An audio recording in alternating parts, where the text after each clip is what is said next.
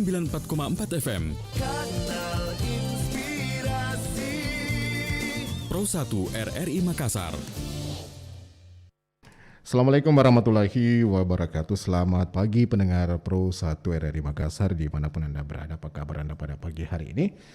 Semoga sehat ya, ceria selalu, semangat selalu dalam menjalani aktivitas Anda sehari-hari. Senang sekali saya Alfian bisa bersama menemani Anda kembali pagi hari ini dalam dialog interaktif Lintas Makassar Pagi. Dialog interaktif Lintas Makassar Pagi yang hadir setiap pukul 9 sampai jam 10 pagi. Kami membahas ya topik pada pagi hari ini mengenai stok pangan di tengah cuaca ekstrim. Nah, topik ini pendengar telah dibahas pagi tadi ya lewat sesi opini publik tentunya dengan rekan saya Idam Malik dan bersama pendengar RRI Makassar. Dan begitu banyak masukan, opini, pendapat dari para pendengar, ya, bagaimana kemudian pemerintah menangani pangan di negara kita.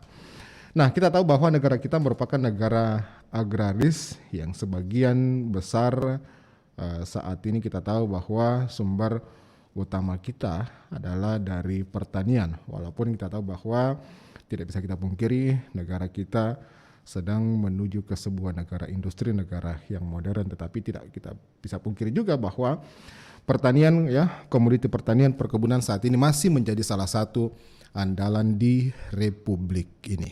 Ya, dan kita tahu bahwa keberadaan ya sektor pertanian, perkebunan dan tanaman pangan ini merupakan sebuah salah satu sektor yang paling diandalkan baik untuk memenuhi kebutuhan dalam negeri maupun juga untuk diekspor. Ya, nah, ada beberapa komoditi-komoditi yang memang menjadi andalan kita yang sangat dibutuhkan oleh masyarakat internasional.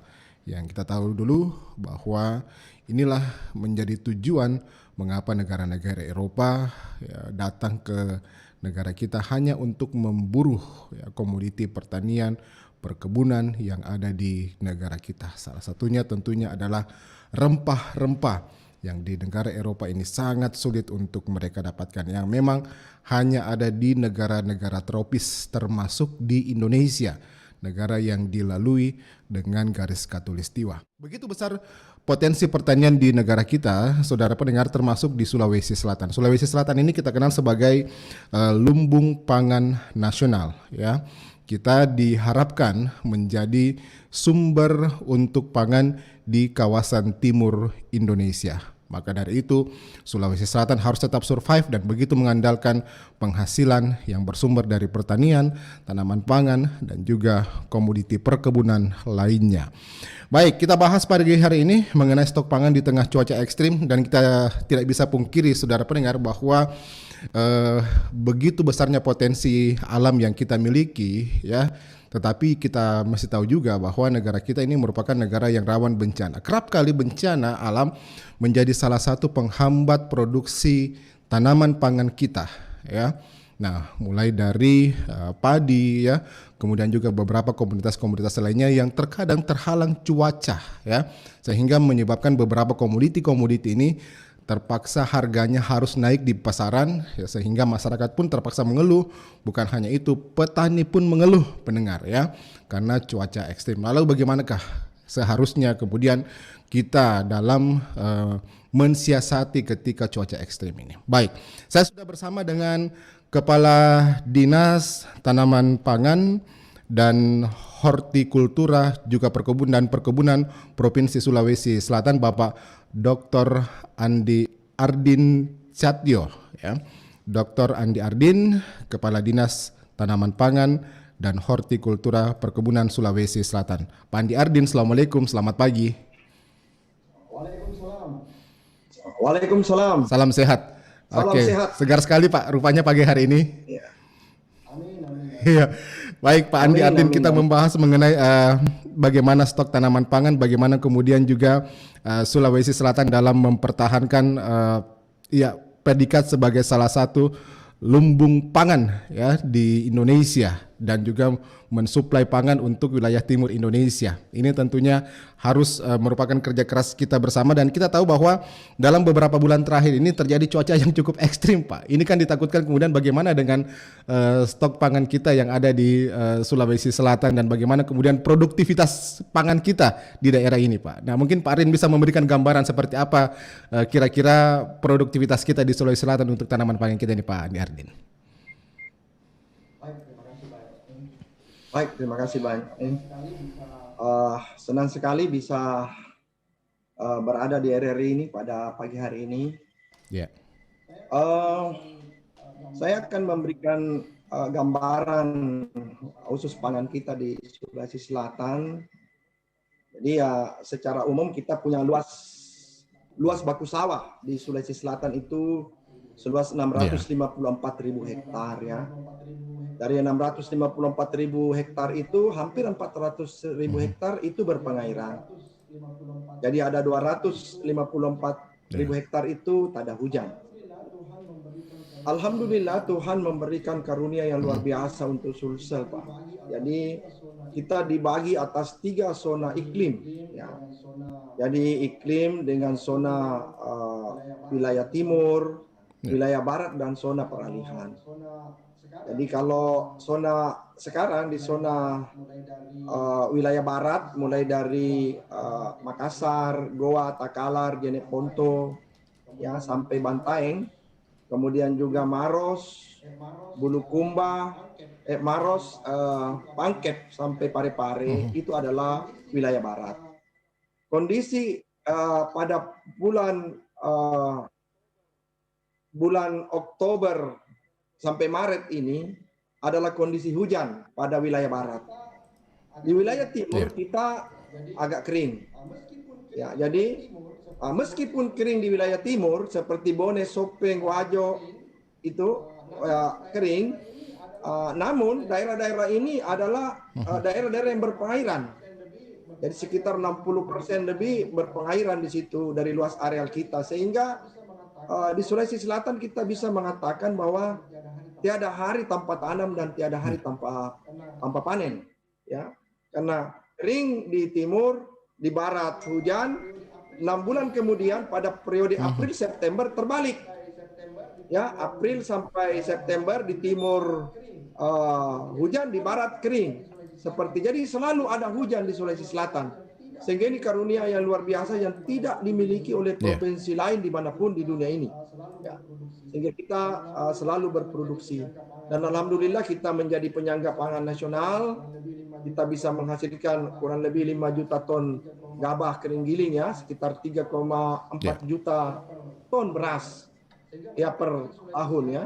Sehingga menempatkan Sulawesi Selatan sebagai produksi yang memproduksi padi keempat terbesar di Indonesia setelah Jawa Timur, Jawa Tengah, dan Jawa Barat.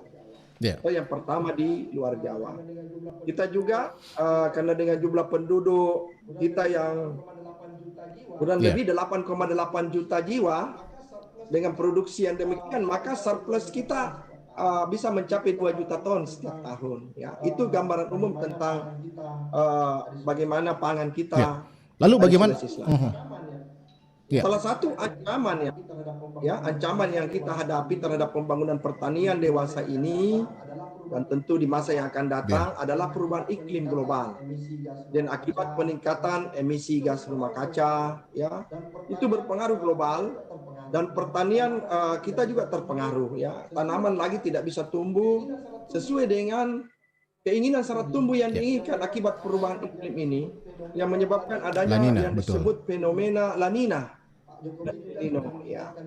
Pak Jokowi juga sudah mengingatkan kita kurang lebih 1,5 bulan yang lalu kita harus bisa menghadapi fenomena ini, Pak. Ya. Baik, fenomena La Nina. Lalu ini antisipasi apa dan strategi apa ini, Pak, untuk bisa mengantisipasi ketika ada gejala-gejala alam yang boleh dikatakan ini datang ya dalam waktu-waktu tertentu seperti La Nina ini, Pak Kadis.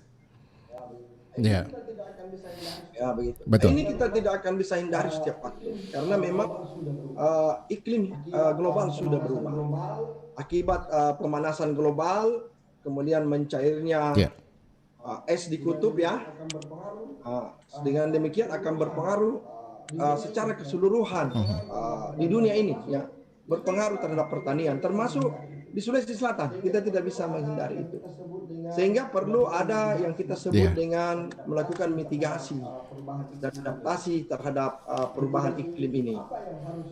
Mitigasi apa yang harus kita lakukan? Ya, kita mencoba beberapa hal, misalnya dengan tentunya kita menanam varietas-varietas yang sedikit toleran terhadap air yang berlebih ya. Ya, kita tanam misalnya Impari 32, ya itu adalah tanaman-tanaman yang bisa tahan terhadap toleran, bukan tahan, toleran ya toleran terhadap air ya, masih bisa tahan seperti itu. Di samping secara fisik tentunya kita melalui penyuluh kita untuk selalu memperbaiki drainase. Karena itu akan ada drainase yang tersumbat dan sebagainya akan menyebabkan padi kita akan tergenang dalam waktu yang lama. Ya, Pak Kadis, kita tahu ada beberapa komoditas begitu ya, komoditas perkebunan, taruhlah seperti cabai misalnya. Ini kan dalam waktu-waktu tertentu jenis komoditi ini yang terkadang naik begitu karena ya salah satunya katanya setiap musim hujan komoditi ini biasanya agak boleh dikatakan sebagian besar petani cabai itu ada yang gagal begitu, Pak. Dan sehingga waktu-waktu tertentu harga cabai di pasaran ini biasanya naik begitu. Dan kemudian ada beberapa jenis komoditi lainnya yang boleh dikatakan selain cabai ya naik juga ketika musim-musim penghujan tiba. Entah itu karena musim yang ekstrim ya, sehingga kemudian komoditi-komoditi tersebut memang agak sedikit banyak yang gagal panen di sentra-sentra produksi kita, Pak, di Sulawesi Selatan. Gimana, Pak Kadis? Oh ya, betul ya, dalam kondisi tertentu memang ketika kita tanam itu berpotensi penyakit akan ada ya. Jadi memang kita harus bisa mengatur pola tanam kita. Kadang-kadang saya tidak menyalahkan petani kita semua hebat-hebat, Pak ya. Mereka punya intuisi yang luar biasa untuk mau melakukan penanaman yang bisa menghasilkan tentu income yang lebih besar, dan mereka sudah tahu semuanya bahwa kalau kita tanam pada kondisi ini maka kita akan panen pada saat produksi kurang yang lain ya. Itu akan menyebabkan harga naik pada waktu itu. Cuma memang pertanian itu fungsi-fungsi produksinya dipengaruhi banyak hal ya, bukan hanya faktor bibitnya, bukan hanya faktor pupuknya, tetapi faktor-faktor manajemen pengelolaan yang harus memang mereka lebih mengetahui sehingga petani kita akan terhindar dari serangan hama atau organisme pengganggu tanaman. Sebenarnya yang ditakuti di situ, Pak, adanya serangan hama penyakit. Ya. Ini yang harus kita carikan solusi bagaimana melakukan pengelolaan atau manajemen yang baik sehingga petani akan selalu apapun kondisinya. Kondisi. Ya. Yang kondisi ya. Kalau mau menanam yang normal-normal saja maka akan terjadi penumpukan produksi pada waktu tertentu dan ini yang memang perlu di manajemen begitu, Pak ya, di manage baik-baik begitu, karena ketika pada waktu tertentu kondisi sedang panen raya bahkan ada petani yang boleh dikatakan harganya jatuh begitu. Ini yang ya itu seperti itu. Jadi memang kita harus sekarang berpikir bagaimana mengatur manajemen pola tanam kita sehingga produksi ini tetap konstan, selalu ada ya, seperti itu. Dan juga kelebihan produksi ini yang perlu kita pikirkan pada saat produksi tinggi ya, harga cabai bisa mencapai kalau produksi sangat tinggi ya, itu biasanya 6.000 per kilo, Pak. Ya, 6.000. Padahal break-even point-nya itu 11.500. Pasti rugi. Jadi pasti rugi gitu BP-nya. Ya, tapi kondisi sekarang, Pak, bahkan pernah tembus 100.000 gitu. Kalau 60.000 bisa RC rasionya bisa sampai berkali untungnya. Seperti itu. Jadi kadang-kadang ini ada menguntungkan petani di satu sisi, kadang-kadang harga rendah sangat merugikan petani. Pada kondisi seperti ini memang teknologi pengolahan hasil itu bisa menjadi jawaban. Misalnya cabenya dibuat bon cabai ya, sehingga Baik. itu bisa Iya, Pak Kadis, saya juga bersama dengan praktisi pertanian, dosen pertanian dari Universitas Hasanuddin. Beliau selama ini menjadi narasumber kami di acara siaran pedesaan, siaran desa kita, ya, Bapak Dr. Insinyur Nasaruddin MS. Pak Nas, Assalamualaikum Pak Nas. Oh, saya belum mendapat suara Pak Nas. Mungkin mikrofonnya dihidupkan Pak Nas dulu. Iya, Pak Nas, mohon maaf Pak Nas, mungkin mikrofonnya dihidupkan Pak Nas. Oke. Halo, Derdin. Assalamualaikum, Derdin. Halo, Derdin. Assalamualaikum, Derdin. Ya, waalaikumsalam Prof. Ya. Oke, Derdin. Iya, sehat. Oke, apa RRI? Kaget nanti RRI kita bilang. Waduh, saya sudah seperti saya kurang update nih, Pak. Iya, karena sudah hampir 1 tahun RRI tidak Iya.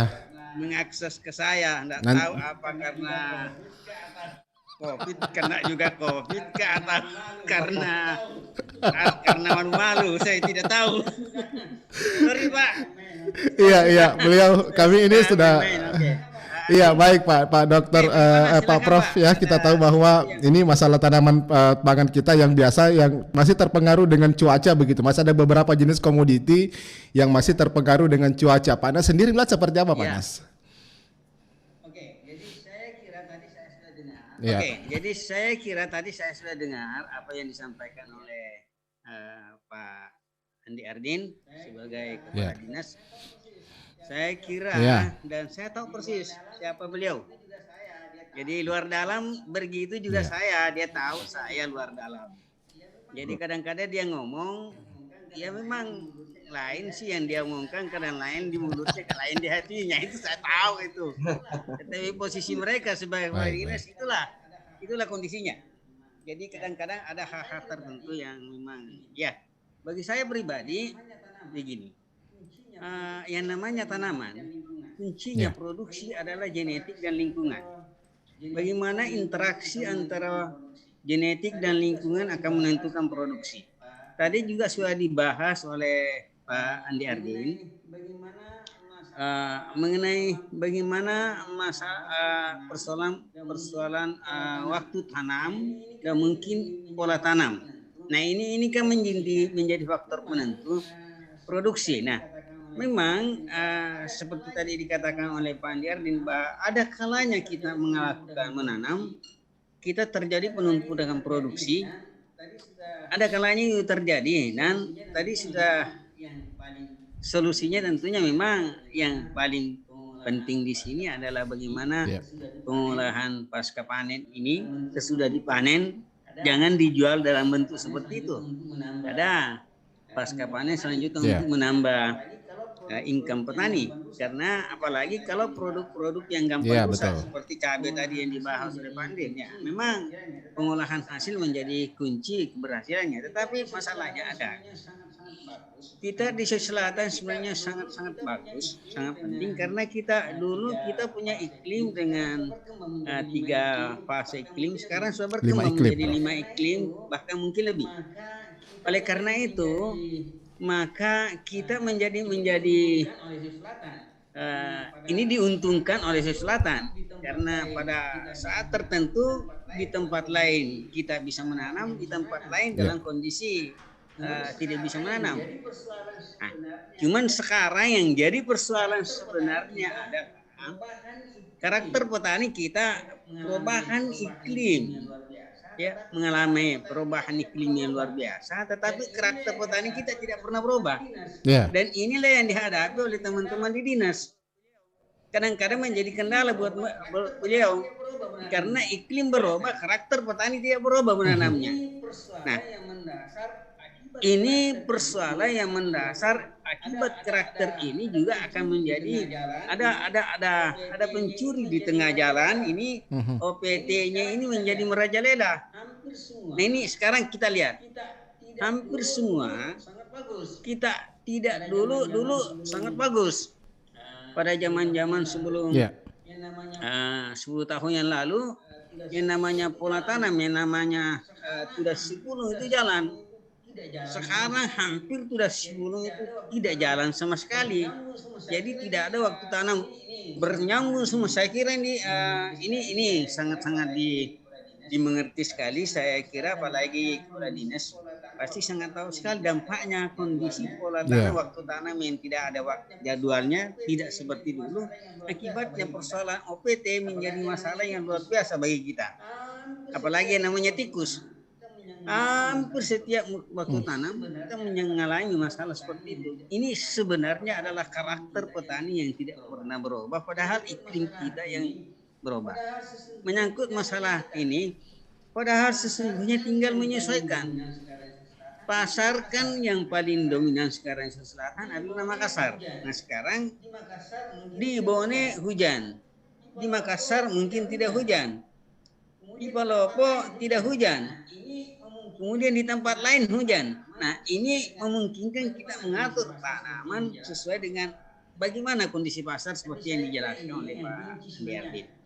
Tapi saya kira ini yang kunci sebenarnya. Masalah kita di selatan sebenarnya yang menurut saya hampir semua jenis tanaman kita menjadi masalah adalah karakter petani kita dari dulu sampai hari ini tidak pernah mau berubah walaupun kondisi lingkungan sudah berubah.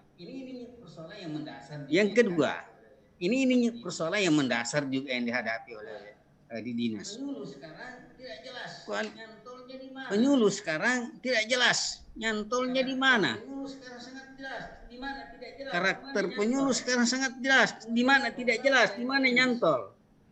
Kemudian program ada di dinas, penyuluhnya ada di tempat lain.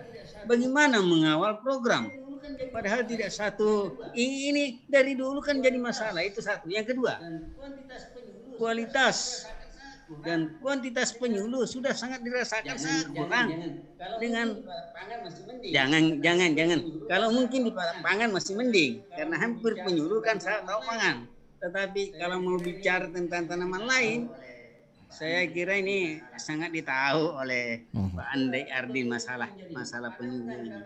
Betul itu menjadi ada pengangkatan penyuluh, ada tenaga pendamping, tenaga pendampingnya tidak tahu tanaman, kita enggak. Dan ini sangat-sangat ini saya selalu saya katakan dan dimanapun saya katakan seperti itu. Ini masalah yang sangat riskan yang dihadapi oleh teman-teman dinas menjadi masalah di dinas. Dalam satu sisi program dinas ini kan tetap harus jalan. Program di dinas ini harus didampingi. Persoalannya adalah tengah pendampingnya seperti apa. Inilah problem-problem yang dihadapi oleh teman-teman di dinas. Sehingga ini kan kadang-kadang yang pada akhirnya kembali lagi dia yang disalahkan. Padahal ini tanaman bukan menanam tanaman bukan bikin rumah batu. Tidak bukan membuat gedung, kapan saja ada uang bisa jalan. Tanaman tidak bisa seperti itu. Tanaman tidak bisa ada uang, tidak pada waktunya ditanam sama bunuh diri. Tidak ditanam teman-teman di dinas menjadi masalah. Kenapa tidak ditanam? Ini kan jadi masalah teman-teman di dinas. Kenapa tidak ditanam? Padahal kondisi iklim kita di Indonesia tidak sama semua. Pertanggungjawaban sama harus dilakukan pada waktunya.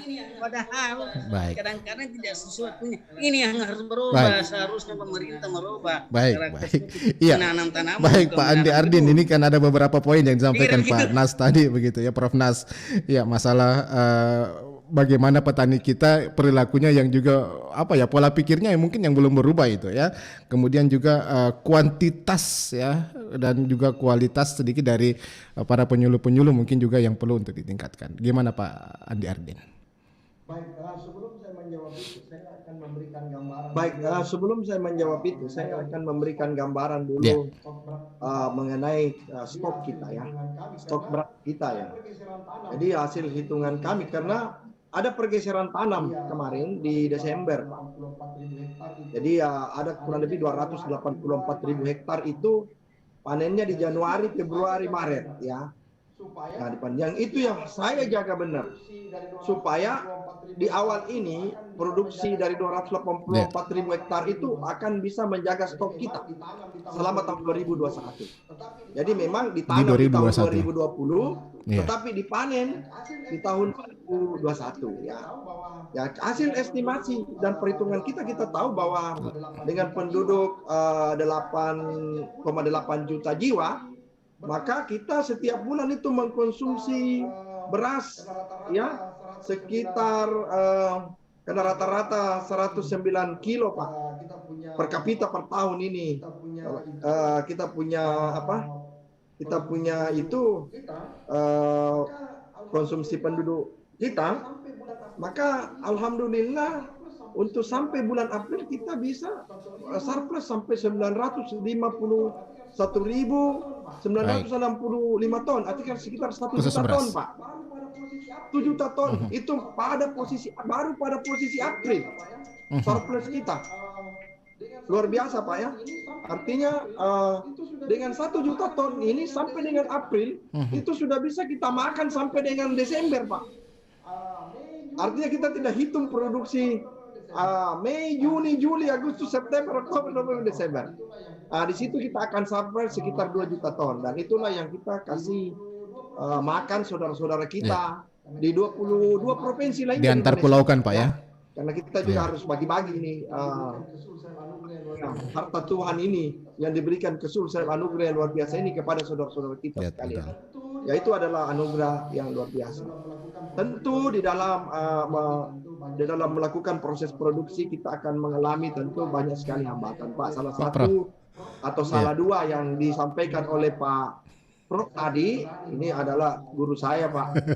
Nah, saya tidak berani melawan guru saya takut sekali. Ya boleh. Itu memang yang pertama beliau menyoroti tentu soal SDM kita. Kita punya penyuluh Pak di Sulawesi Selatan itu sekitar 2.200 orang ya. Kemudian dari 2.200 ini kita punya cukup kita menginginkan satu penyuluh itu satu desa. Ya. Berarti kita memerlukan sekitar 4.300 lah penyuluh Pak. Jadi masih kita kekurangan 50% penyuluh sebenarnya kalau secara kita bicara kuantitas ini. Artinya jumlah. Ya. Kemudian kita bicara kualitas dari penyuluh kita. Tentunya pada umumnya mereka berada di usia milenial.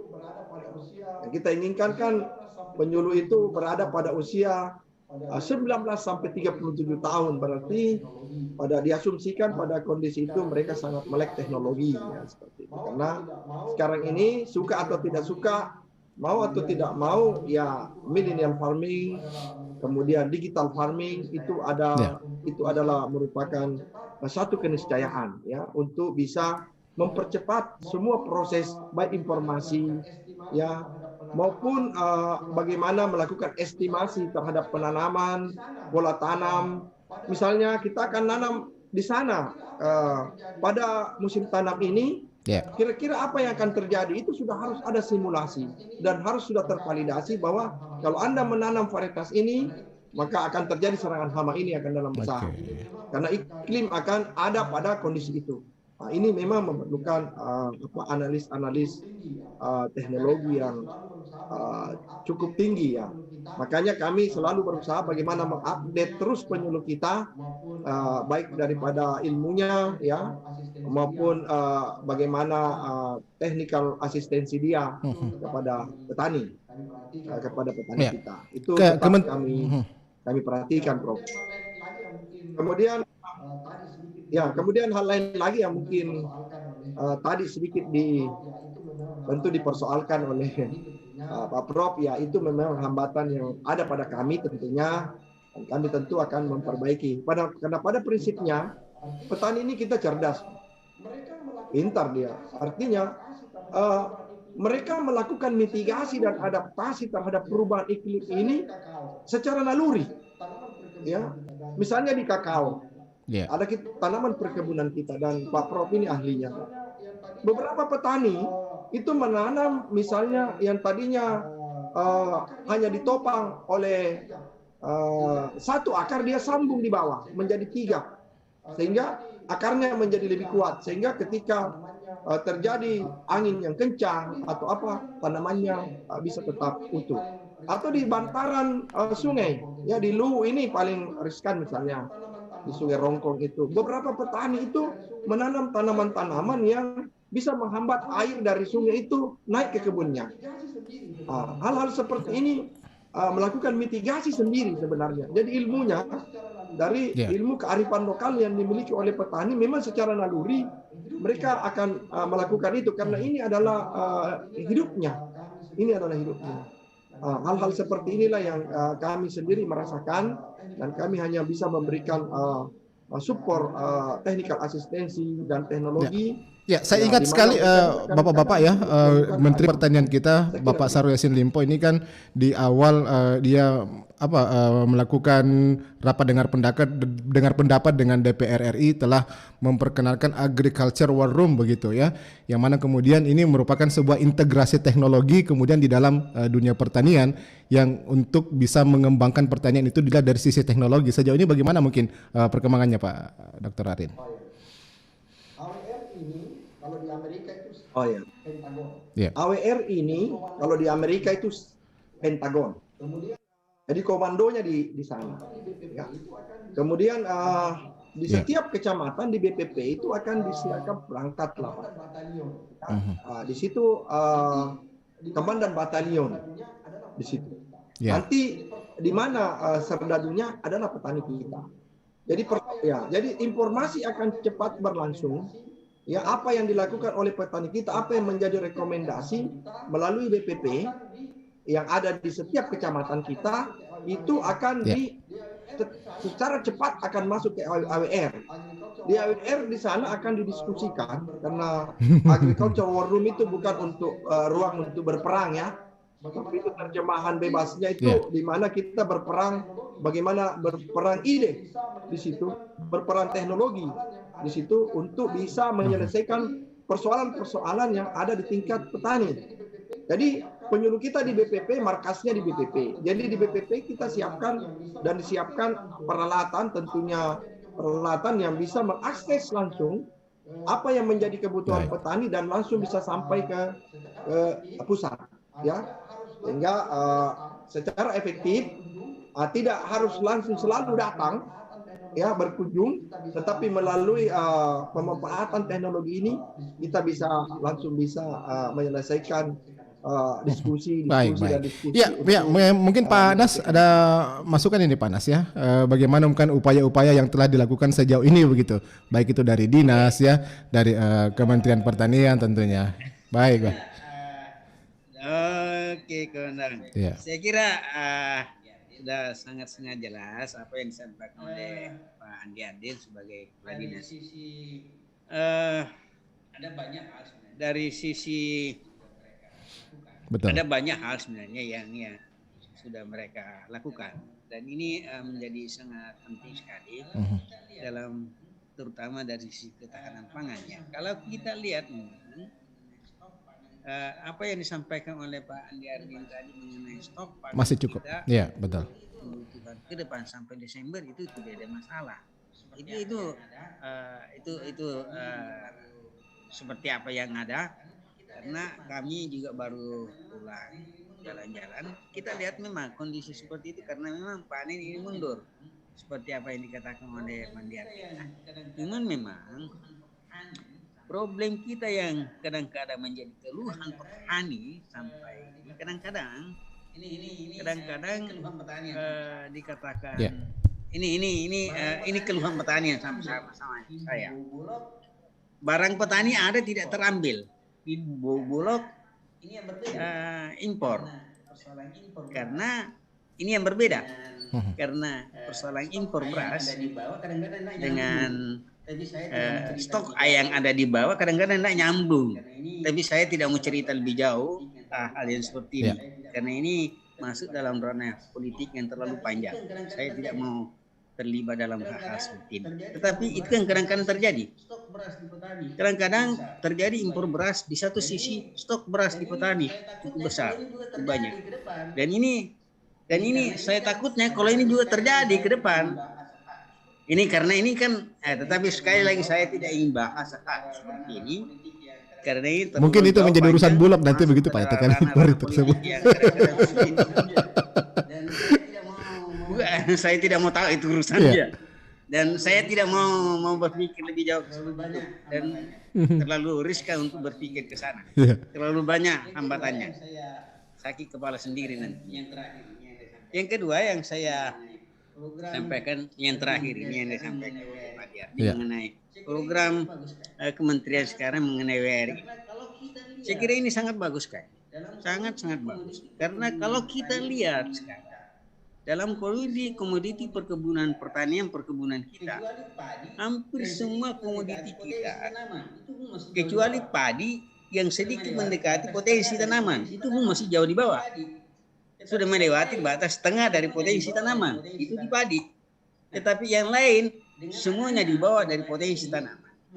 Nah, dengan adanya pola ini mengembalikan peran BPP dan fungsinya BPP itu akan membuat mungkin kita bisa mendesain perbaikan produksi ke depan karena ada peran BPP sudah bisa berjalan. Cuman sekarang persoalannya ini tantangannya pemerintah memfungsikan BPP tentunya harus dilengkapi seperti apa yang dikatakan oleh Pak Diardi. Perangkatnya itu perlu. Karena kalau difungsikan baru perangkatnya tidak lengkapi juga menjadi wacana doang, tidak akan bisa. Ini saya kira ini sangat bagus sekali. Program ini untuk mencoba mendesain teknis budidaya, aplikasi teknis budidaya yang nanti bisa dilakukan oleh petani berdasarkan apa yang dihasilkan di WR di BPP ini. Nah ini harus dikembangkan dengan bagus dan harus dikawal dengan bagus. Tidak boleh dibiarkan saja jalan sendiri. Karena tadi kalau kita lihat, sekali lagi saya katakan, mungkin padi sih iya. Dari sisi sumber daya petani, dari sumber daya petugas penyuluh, padi oke, ditanam, tetapi tanaman lain. Saya kira ini kendala luar biasa nanti. Kalau di tanaman pangan mungkin tidak ada masalah. Tetapi untuk tanaman-tanaman ini kepala di sini bekas baik. Tahu betul masalahnya. Baik. Kita betul masalah. Kalau di pangan sebenarnya pangan itu petani memang apa yang dikatakan dari Pak Andi. Baik. Petani udah pintar, tidak perlu disuruh, dia bisa Baik, sendiri jalan. Pak Prof, Pak Kadis kita terima penelpon dulu Pak. Ini dari tadi telepon saya bunyi terus ini. Mungkin tertarik untuk bergabung. Halo, selamat pagi. Selamat pagi. Ya, dari siapa Pak? Abdullah Sewang di Makassar. Silakan Pak. Begini, ini kan pembicara tadi semua ini hanya berbicara sebagai gambaran sarana. Ya. Tetapi kalau kita mau telusuri, petani tetap biasa saja. Kenapa saya katakan begitu? Walaupun ada barang mahal di pasar, petani tetap menerima hanya barang murah. Kenapa? Mahal murah itu tanaman yang membuat mahal itu barang-barang terdapat kalau mahal di tengkulak, di pengumpul atau di pedagang. Baik. Benar apa yang dikatakan oleh Prof itu tadi? Iya, karena kenapa? Petani tidak pernah mengatakan barang ini naik mahal, tidak. Ya. Karena pedagang datang membeli, dia beli biasa-biasa saja. Oke. Yang menaikkan harga itu pedagang, pengumpul, tengkulak. Iya, jadi kalau dikatakan petani merasa enak, petani tidak pernah merasa enak. Iya, kecuali dia punya barang banyak, hasilnya banyak, baru dia bisa mendapat uang banyak. Tapi kalau dikatakan harga mahal, tidak pernah tuh petani mengenal harga mahal. Contoh. Kalau barang kurang, wah bukan main harga sekian. Ya, baik. Begitu dia panen, harga jatuh. Jadi petani cabai nggak pernah kaya begitu, petani cabai begitu Pak ya. Baik. Ada pedagangnya yang kaya, pedagangnya tidak pernah. Spekulan begitu Pak ya. Oke, baik Pak. banyak petani itu dia kalau dikatakan sekalian dia buang itu Baik, anunya. terima Banyak kasih. itu dibilangnya ada, bukan main. Pak Abdullah Sewang, terima kasih dari Makassar. Satu penelpon lagi saya buka ya, 3621853. Oke. Halo, selamat pagi. Selamat pagi kembali. Ya, dari siapa, Pak? Dari Wibi. Pak Wibi, silakan Pak Wibi di Makassar. Ya. Menurut pemantauan Bapak di daerah kita ini, apa banyak lahan-lahan yang sudah beralih fungsi? Oke, lahan yang beralih Pak Prof fungsi. tadi, tani bukan tanam padi, tanam gedung. Nah, ini terima kasih. Baik. Degradasi lahan ya. Ya, petani kita Pak Ardin ini kan boleh dikatakan petani cabai ya, tidak merasakan manisnya cabai, yang hanya merasakan pedisnya cabai itu. Ketika produksi cabai menumpuk ya harga jatuh begitu ya.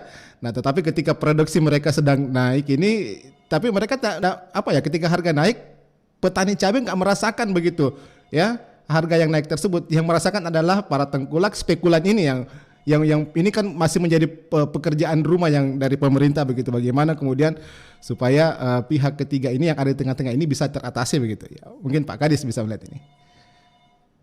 Baik, terima kasih nih pertanyaan yang Ya. bagus sekali.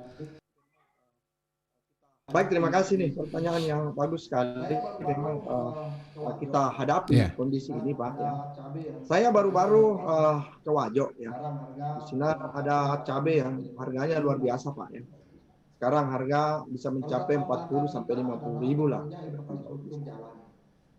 Salah satu hambatan kita adalah tentunya infrastruktur jalan yang membawa produk ini ke pasar ya.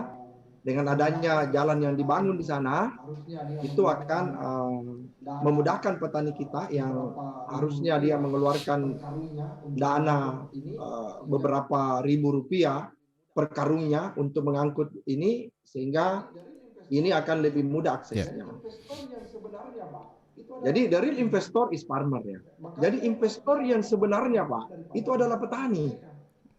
Maka dia yang harus bisa mendapatkan manfaat daripada hasil panen mereka. Seperti itu. Pemerintah harus memfasilitasi dan hadir di sini, Pak. Nah, untuk membawa bagaimana mereka bisa membawa produk-produknya secara langsung. Ini hanya bisa terjadi apabila posisi tawar petani kita menjadi lebih besar. Salah satu sehingga bisa institusinya ya gapok tanya sehingga bisa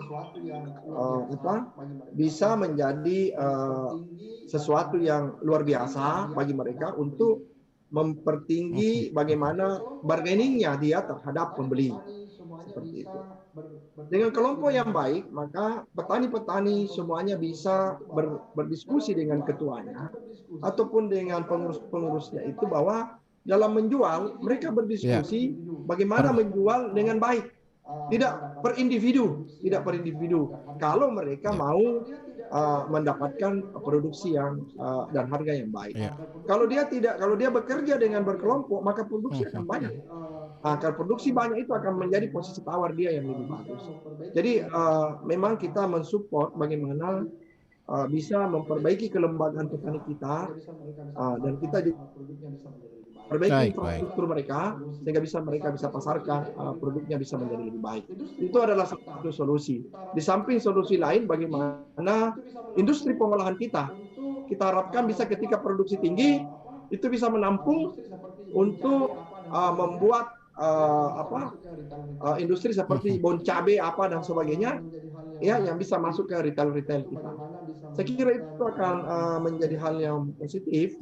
Terkait dengan degradasi lahan ini Pak, ya, kita tahu bahwa kan cukup banyak lahan sekarang, lahan-lahan pertanian yang sudah mulai terdegradasi begitu. Nah, apakah kemudian ke depan ini tidak akan ada penambahan lagi? Saya beberapa waktu lalu ini berbicara dengan dari pemerintah daerah Kabupaten Pindrang. Mereka berkeinginan bukan hanya menjadi produsen padi saja, tetapi bagaimana tanaman-tanaman perkebunan juga ini bisa diproduksi dari Pindrang begitu. Pindrang akan menjadi salah satu sentra penghasil tanaman-tanaman perkebunan, sayur mayur dan lain-lain sebagainya. Karena mereka sendiri ini mengakui punya wilayah daratan yang sebetulnya ini belum termanfaatkan dengan baik begitu Pak Kadis. Salah satu upaya kita untuk meningkatkan produksi adalah meningkatkan indeks penanaman. Baik. Ya. Salah satu upaya kita untuk meningkatkan produksi adalah meningkatkan indeks penanaman.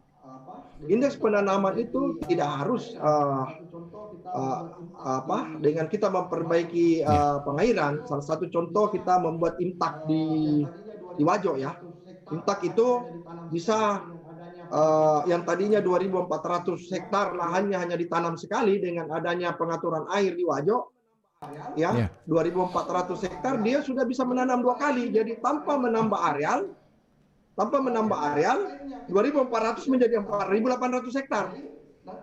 Dengan mengatur airnya, ketika musim hujan kita tampung air, nanti ketika musim kemarau airnya kita lepas. Nah, itu yang seperti itu. Jadi memang pertanian tidak bisa bekerja sendiri, Pak. Dia harus bekerja dengan cascading, dengan OPD lainnya seperti PU, ya utamanya PU, pengairan dan sebagainya. Itu akan selalu kami berdiskusi bagaimana bisa menaikkan produksi daripada petani kita dengan menaikkan IP. Di Pinrang misalnya, kalau kita menaikkan IP 200, artinya 2 kali dalam 1 tahun, kita naikkan menjadi IP 300.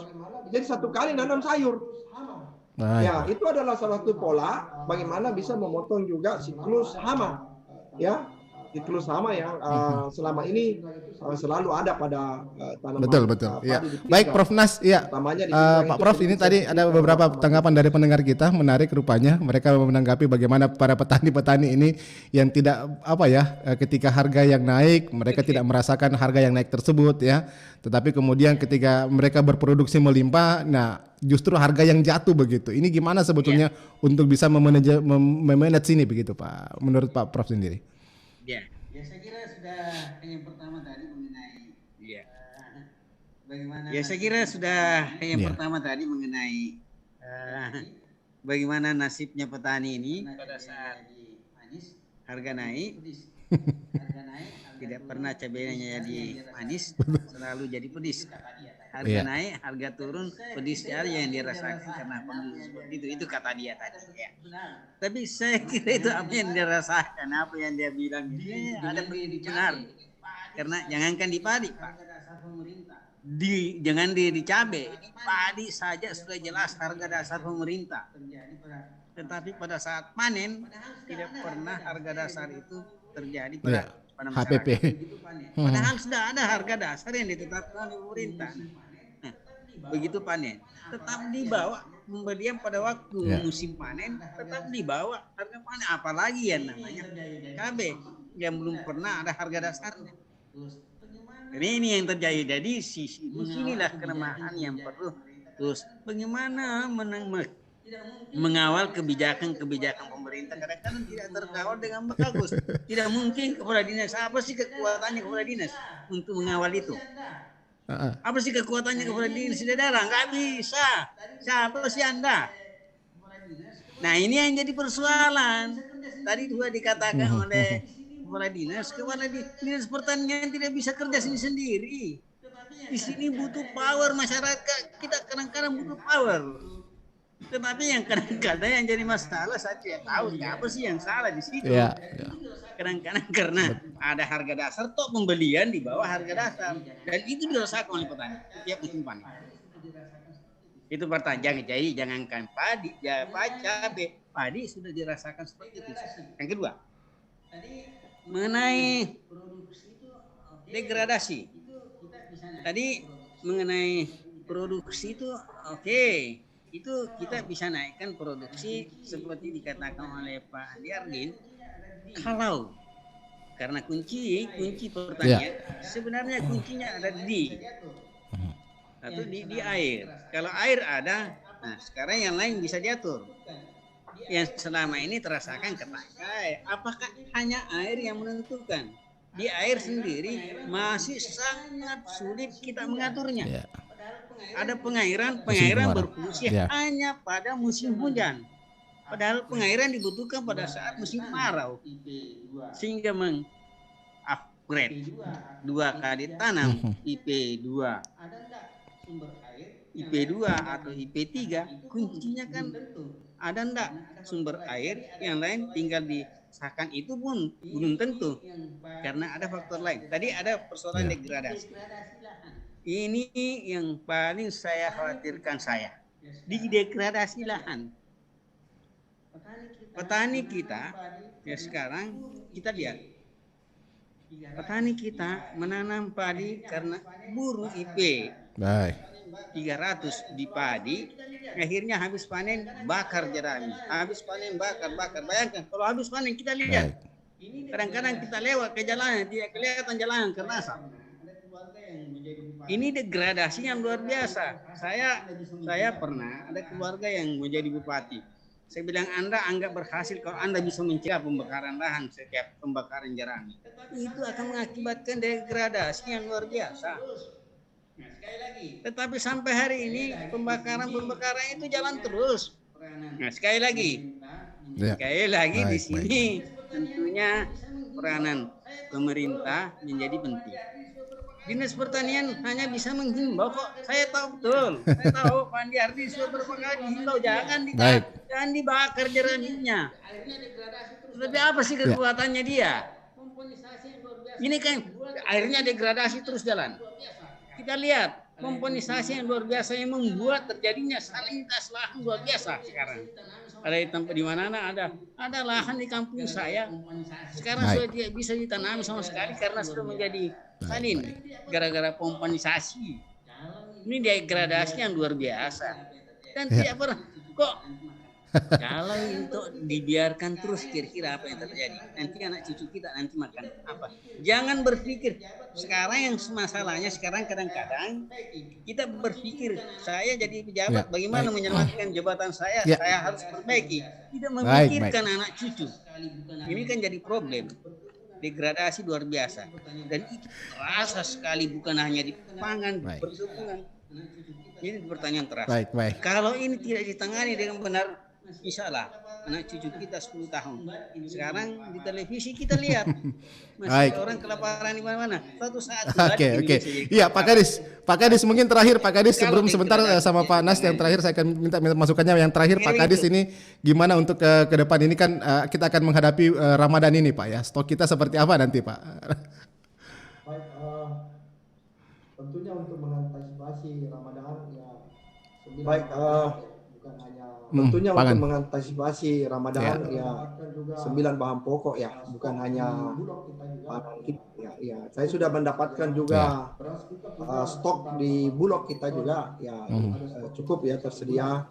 Beras kita punya sekitar 80 ton ya, ada stok kita untuk 1 bulan.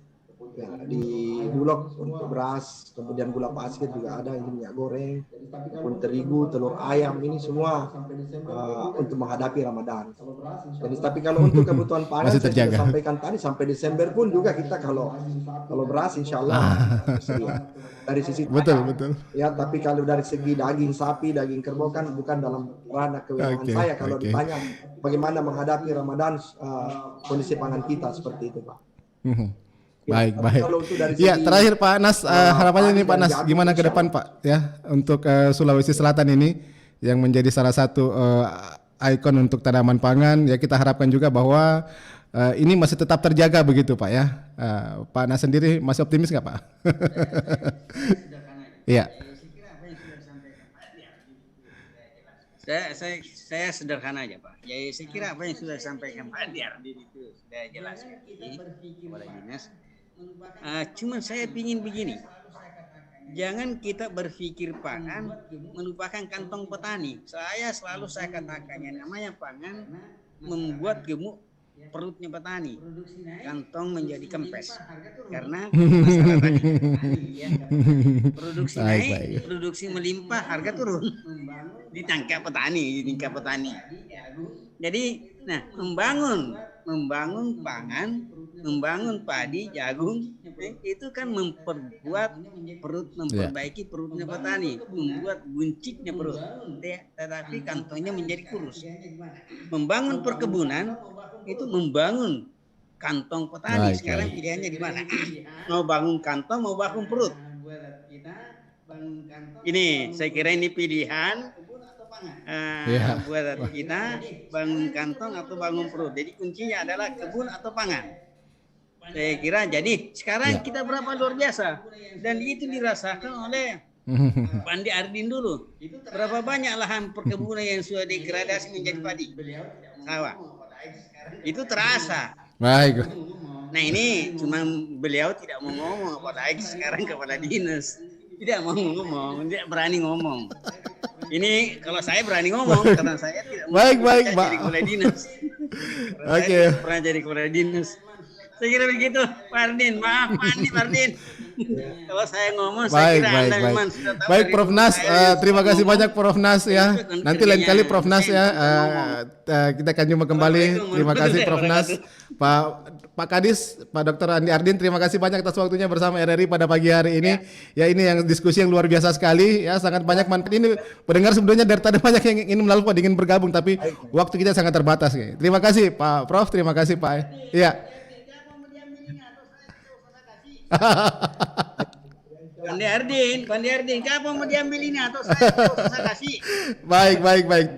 Terima kasih Bapak-bapak, terima kasih atas waktunya. Assalamualaikum warahmatullahi wabarakatuh.